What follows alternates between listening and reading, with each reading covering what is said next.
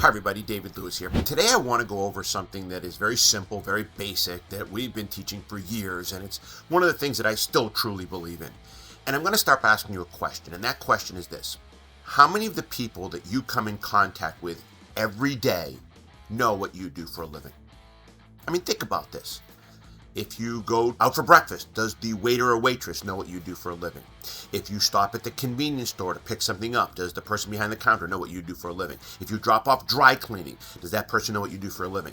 If you have someone that comes in, cut your grass, do they know what you do for a living? It's so important that people know what you do for a living because it's what makes your business grow. It what makes your group of customers in your database grow and grow and grow.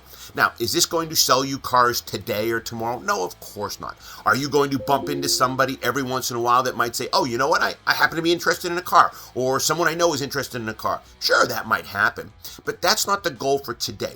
The goal for today is to make sure that everybody, and I mean everybody you come in contact with every day, knows what you do for a living. If you're at a restaurant, if you're at a store and you're talking to somebody in line, make sure they know what you do for a living.